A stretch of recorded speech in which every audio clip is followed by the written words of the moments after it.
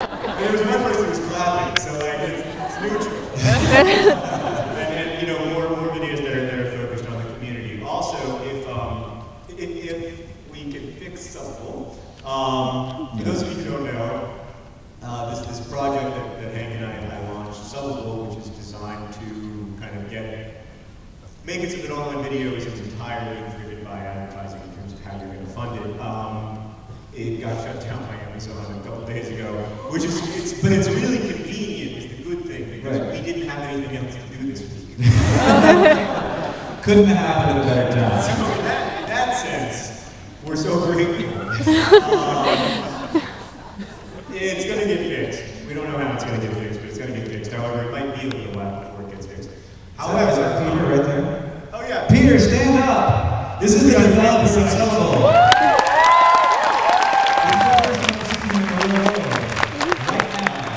He's wearing a Crash Course Mambo shirt. He sure is.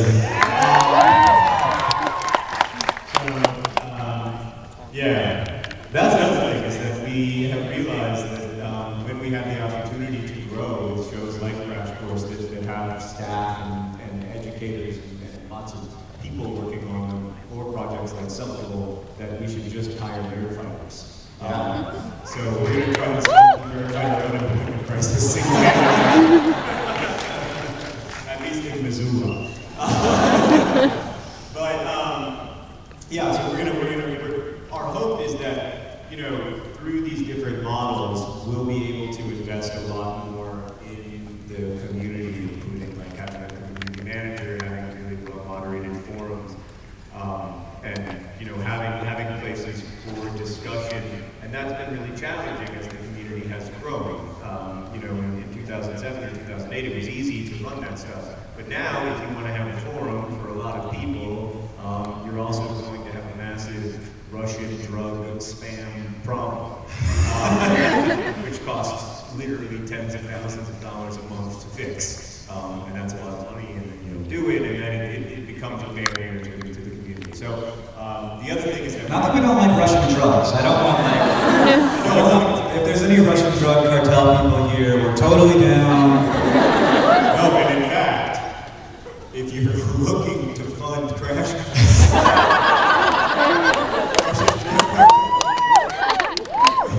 we are ready. Not picking your dirty loans.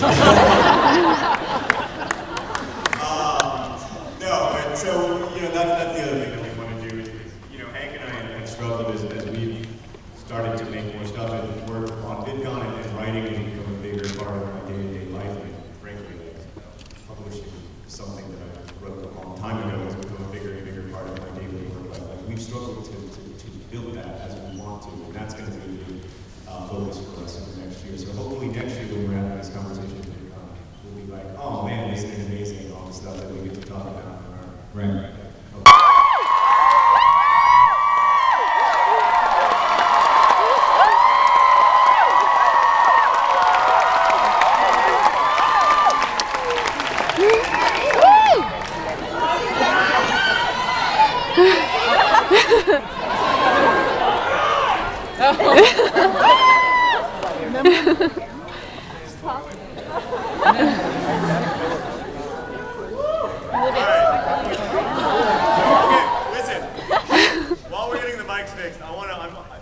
You can't like take pictures of anything, but I want to show you a picture of Alice. Mixing up. Basically, Hank's going to talk, and I'm just going to run around.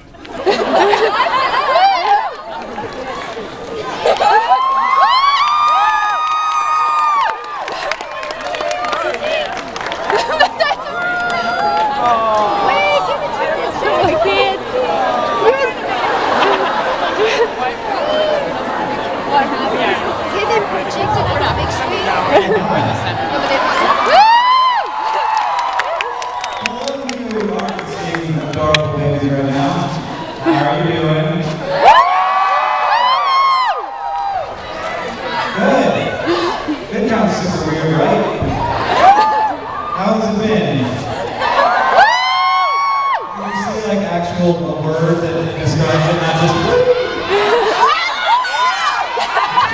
people are encouraged. Like you haven't been having a good time? There's a lot of you. Sit down.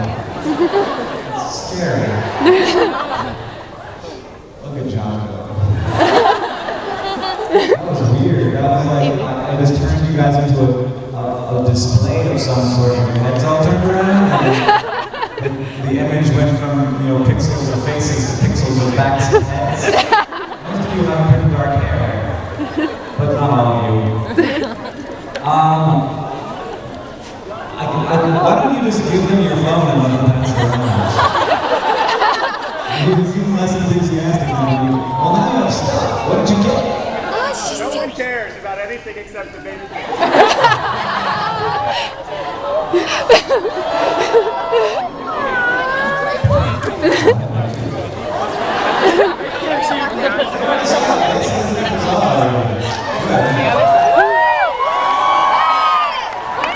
you get food? Rosie will do it. Rosianna is going to walk around with the ass picture. There you go. Our team is into Rosianna for the first minute. Walk with our viewers, and also is now, despite there was a lot of confusion in her guest walk with us video, she is my assistant. She's not with you 3 times a week. It's a part-time job, and she can do it there from London. Thank you for these. Was it a puff pastry? So we want to start all hey eats. We want to start by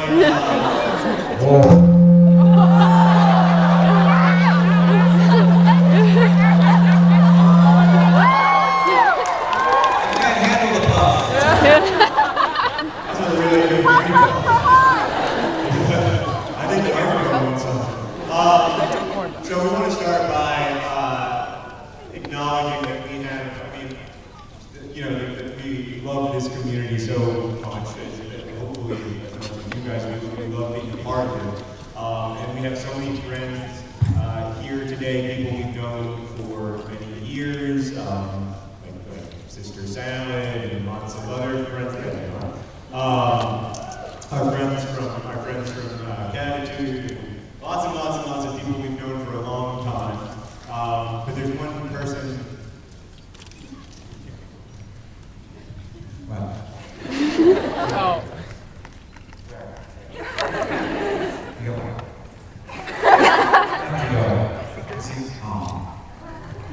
I got distracted by the puff pastry.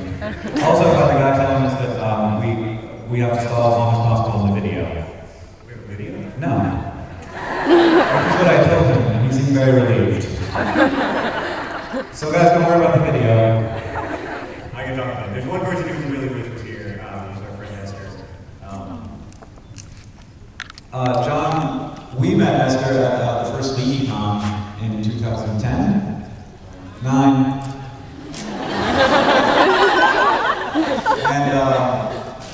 And she had a little oxygen tank with her, and she was really sort of charismatic and funny and adorable.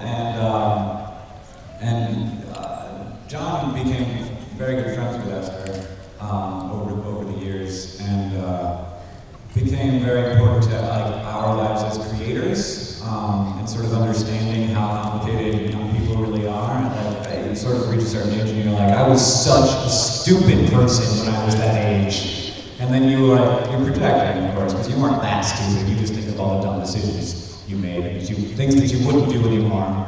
And then you start to think, oh, young people are pretty dumb. But Esther, and also Viteria, has really changed our opinion about that a lot. So thanks you guys for doing that. When is Esther Day, John? Tomorrow. Tomorrow is Esther Day. It's a coincidence that VidCon lined up with Esther Day this year, but it's been it's serendipitous as well. We were able to give the Star One Go Out Foundation in Esther's name that has been created to help families with children with cancer. We were able to give them free sponsorship and booth space, and they are selling signed posters signed by Charlie McDonald and some other people, Tessa, I think, and Shauna. You can also get t-shirts. And there's t-shirts. And all the proceeds go to the foundation, which is a great thing. And Esther's mom and dad are here. They're doing a meetup, an Esther Day event tomorrow. But you can also probably just go to the booth and meet them, and they're lovely, lovely people. So, yeah. Esther, when John asked how you would like her life to be celebrated, she said she just wants people to talk to the people they love that they wouldn't normally say that they love to. You know, romantic love and saying I love you to the people that, you know, like my wife, not a big deal, but saying I love you to my brother, bigger deal, not something you do very often. not going to do it today either. No. That's why I'm in tomorrow. I just think that's a really amazing legacy for a person to have, and for her to ask for that specifically, this sort of like simple thing that we don't do, but we really all should do as often as possible. Very touching and makes me feel really good about the world. So. Yeah, so we want to start today by acknowledging her and how much we miss her, how much we wish she were here, and how grateful we are to her for leaving us the legacy of her life and the legacy of yesterday, and how important it is to us as a community.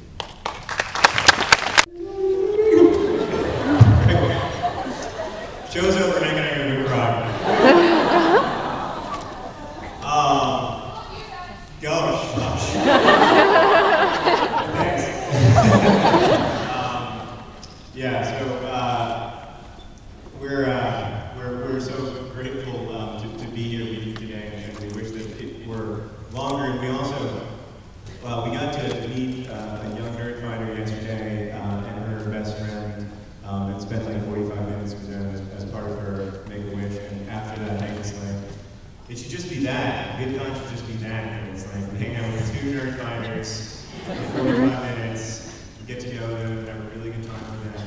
And we just do that over and over and over again. And I was like, yeah, and that would be awesome. Well, it would be a 6-year event. There's several people, like, you know, lots and lots of people would die in line. So it's forced to be this, which is great, and we're grateful for it. We do wish that we could, you know, shake hands with everybody and pose a picture with everybody. I'm just sorry that that's not possible. However, we do want to take some of your questions and also talk a little bit about the community, where we find ourselves, where we want to go in the next few years. Because part of that is listening to you. 130,000 of you filled out the Nerd Fighter survey, which was very helpful for us. It taught us what where we should be prioritizing, what really matters to you. So that's going to be shaping what we want to do. I just want to say that I kind of felt, so we make videos and there's a like and dislike buttons, and when I make song video, there's always more dislikes than likes, and it makes me feel like no more dislikes than usual. Yeah. And it makes it's like 200 to 1. Yeah. And it's always like, oh, nobody thinks of it. Instead of being like 1,000 to 1, it's like 200 to 1, and I'm like, oh, disaster. You know, a 0.5% of people.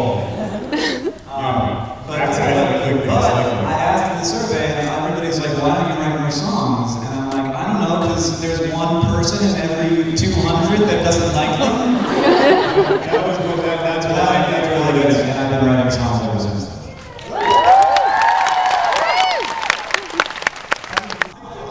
I'm not going to fully believe that they're going to make the Fault in Our Stars movie until the check arrives at my house.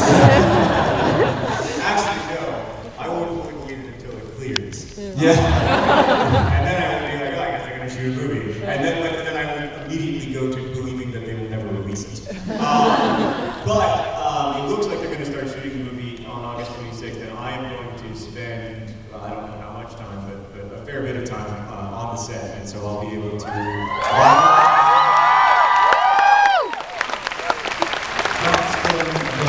It'll just be a series of thoughts from places from like the same 1 square mile. Thoughts from Shailene. Yeah. She's so much cooler than I thought.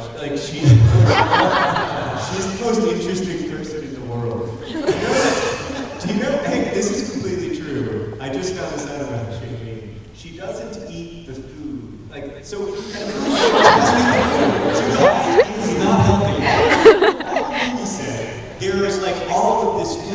service. It's extremely nice. It's like famously fancy. But she doesn't eat it because she only eats things that were grown by her or someone she knows. Ever. Like her whole adult life. No exceptions. Yeah. She drinks like tea that she brewed from plants that she grew. I mean, and then it's super uncomfortable to talk to her about anything because she has this huge leg up on you. Because you're just sitting there thinking like, oh, like you are really committed to living a life according to your values. And like, how would she make a corn dog?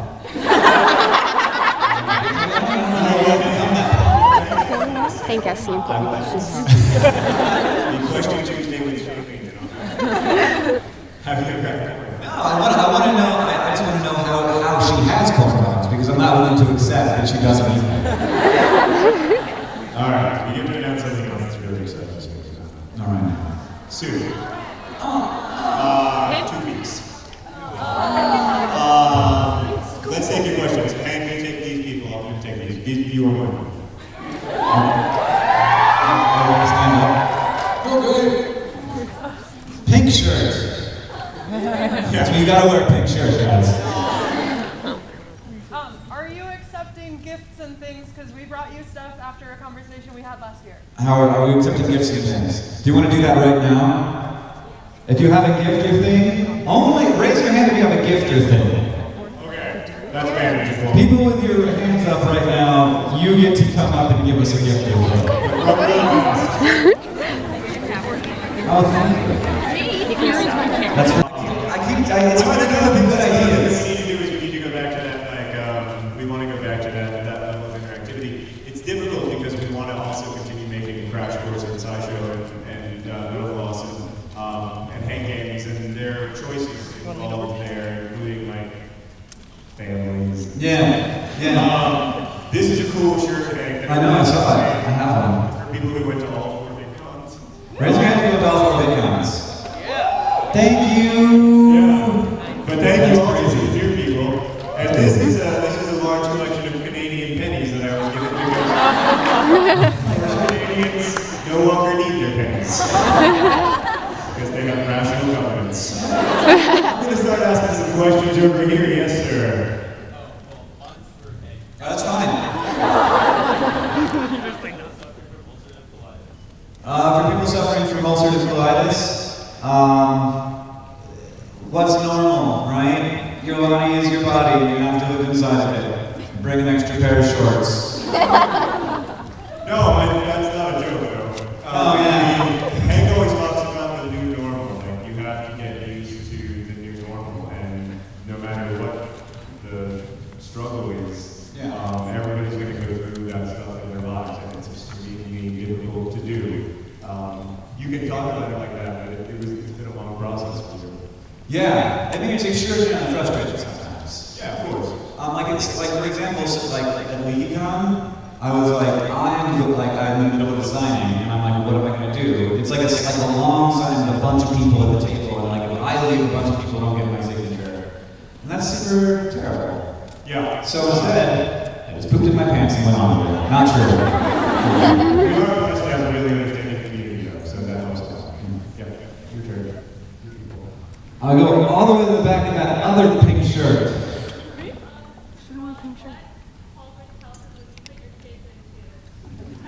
What Hogwarts tells us my kids into? I mean, my daughter is 7 years old. Can't sort that out. She doesn't have a ton of personality. She likes crying. She likes...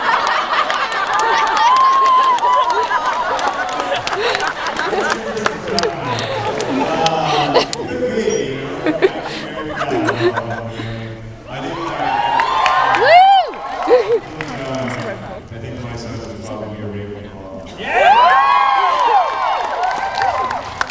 We'll see though, it's still a bit of a... What about those moments where he's like, Mom, this smoothie's the wrong color, and he throws it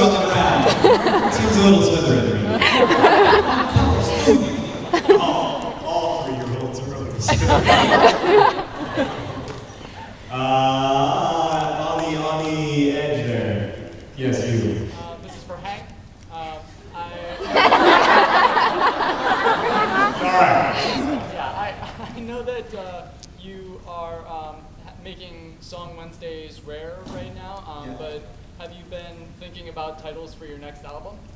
Oh, I haven't thought about how to name my next album. I've mostly been thinking about how I'm going to make my next album, which I think will be a little different than I have previously, where I'm going to have some friends who are musicians come to Missoula and play music with me, instead of me being like, okay, now I have all of this and this guy, and we're going to make an album. And he's weird, and not that I don't love Schmidt, the guy who's produced my last two albums, he's really great, but I'd like to take some of my YouTuber friends who are good musicians and bring them on. I'm a YouTuber musician. Got my idea. What I need is, right now, I need some a trumpet, a trombone, and Barry sax.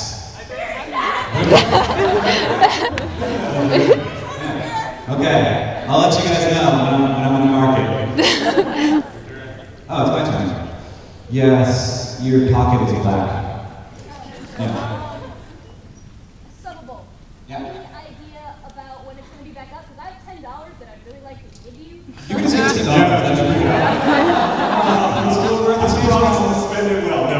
we're at the stage where we're going to, it's either 2 days or it's 2 weeks. Because either Amazon decides that they agree with us and they want to just make us live again, or we have to rebuild with another platform, which will take some time. Yeah, essentially. Sorry.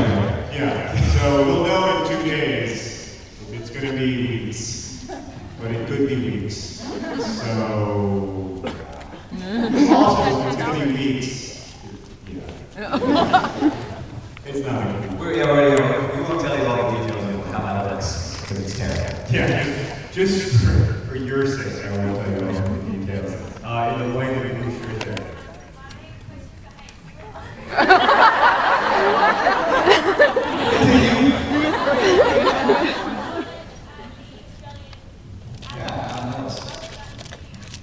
Well, it was weird, because like I have no idea who Adam Mills is. He's like Conan, but in Australia. And no, it's not. Yeah, but it's like late night show. Conan is also a stand-up comedian. Okay. He's a talk show host on Australian television. He's very popular, and like he had a couple of either interns or just people who were nearby him who were nerd fighters, and he just got fascinated by it, and he had me on the show via Skype, and it was great. That's not the story. What? That's not the right story. Oh, okay. Well, what's the whole story? The story is that on his show, he had a thing called like, "Are You Smarter Than a Nerd Fighter?" or something. Yes. And these two nerd fighters were so like charming and funny and likable that he was like, and then on Twitter, everyone was like, "Thank you so much for bringing all those lovely nerd fighters." And he was like, "What's a nerd fighter?" Did some research, and so it's all thanks to those two. And then he was like, "Do you want to be on live via satellite? We go live at 4 a.m. your time." And I was like, "No, can we do a pre-tape?" Which was way better because I was terrible, and he was able to edit it down. Your people. Oh, right, because I keep answering questions. Pink shirt. Alright. I knew I should have worn a pink shirt. John, do you have any future plans for books that you might be working on? No. Usually I have any plans for books that I'm going to be working on.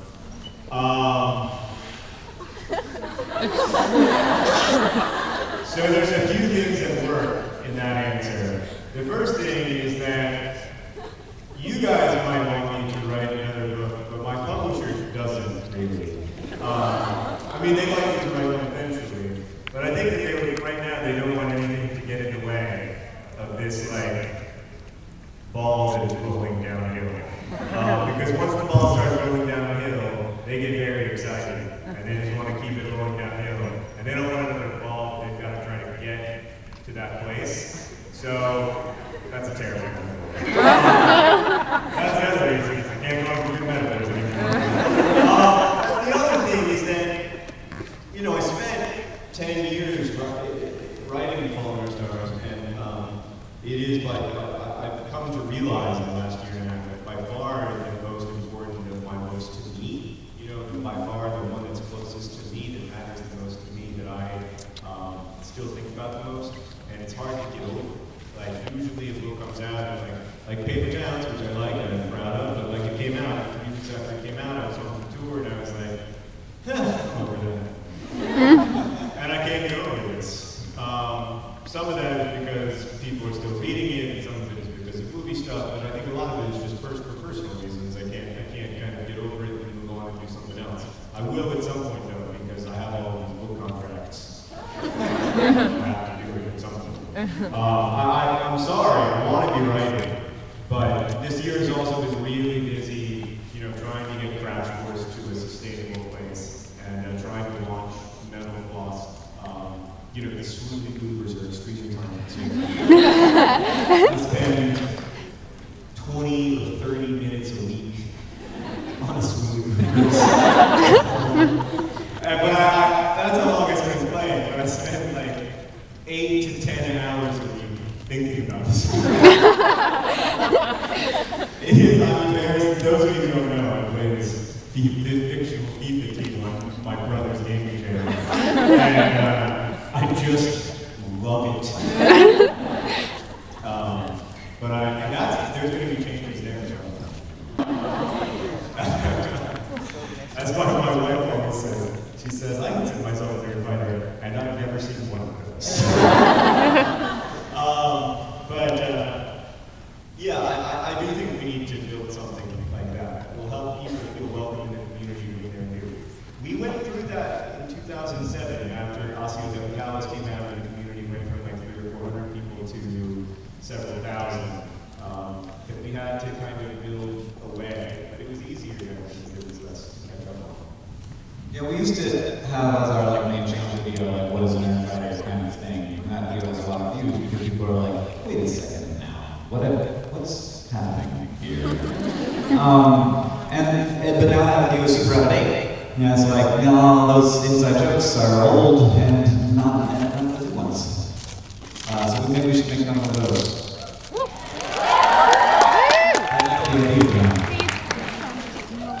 Maybe some of them hate the idea that they were just being blind.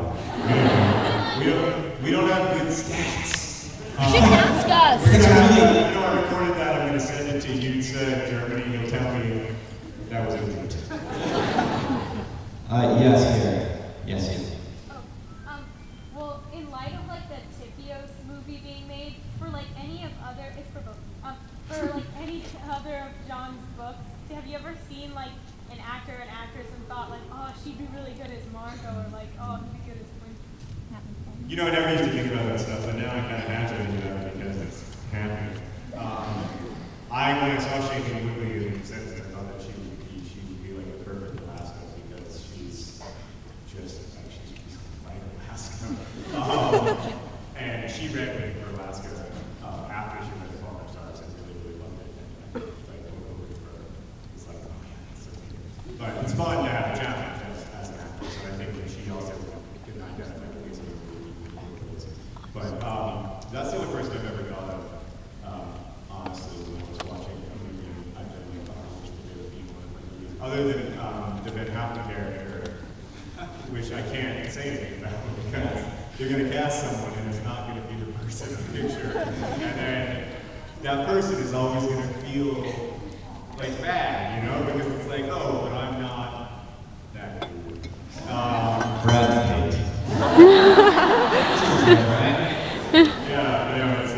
It's the guy who plays Ford in Divergent. I think he'd be perfect. They should just take the whole cast of Divergent. Yes, the brown shirt. Who the F is Hank? See, that's another thing we're going to have to explain to people. Hey, which is, it's terrible now because people say, who the F is Hank? And then like there's a nerd writer below who's like, don't you ever watch the videos? They're between two brothers. And it's like, well, you're a nerd writer, but you don't know all the things. That's okay. But don't be so.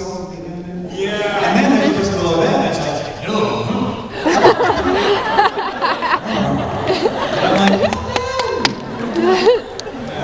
so it's okay. People are not born with all knowledge inside of them. Yes, that should be the tagline of the internet.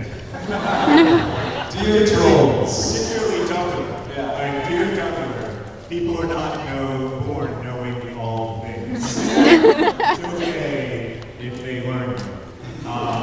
That happened after the Mountain Goats when they come to be all with us. There was, you guys remember that. They were all, I'm actually just joining a family, the only other hardcore Mountain Goats in the room. Maybe not, but like anyway, we're both super hardcore, you know. Okay, so anyway, if you follow the Mountain Goats tag on Tumblr, it was all of these hardcore Mountain Goats fans being like, who the hell are these nerd Mountain Goats? They don't know anything about the Mountain Goats, and all these other people being like, do you want the Mountain Goats to be heard by anyone other than the people who have already heard them? If so, the only way for that to happen, Don't be a dick.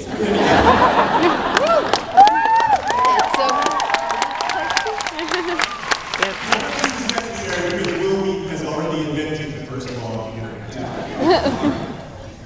But who do you have to say? That was a guess. On the way in the back with the blood pizza John, the inverse pizza John. Yes, you. This is for John. What caused you to abandon the idea of being the next great Southern author? Oh, I had this terrible idea. It wasn't just that I was going to be the next great Southern author, it was much more embarrassing than that. I grew up partly in Florida and partly in Alabama, and I don't think I identify as Southern, is that fair to say? That's fair to say. I do identify as Southern, and you know, I haven't lived in the South for many years, but you know, then again, Joyce didn't live in Ireland, and he still wrote about Ireland. That gives you a sense of how ridiculously pretentious this idea was. I wrote a novel looking for Alaska, which set in Alabama, and I wrote another novel, one of the chapters that was set in Tennessee, and at the time I had this idea that I was going to end my career in 13 novels about each of the 13 and that they would together form some kind of 13-volume series, and that's the contemporary sound, and I can't believe I'm telling you. I abandoned it because it's embarrassing to even admit, let alone to truly attempt. You know, a better writer than I could maybe pull that off, but I'm not going to, and ultimately I don't want to write about the South, although I do consider Looking for Alaska a Southern novel in a lot of ways. I don't want to be specifically in that tradition. You know, there are a lot of writers I look to, from Philip Roth to David Foster Wallace to Toni Morrison, who aren't from the South. I mean, Toni Morrison's novels are set primarily in the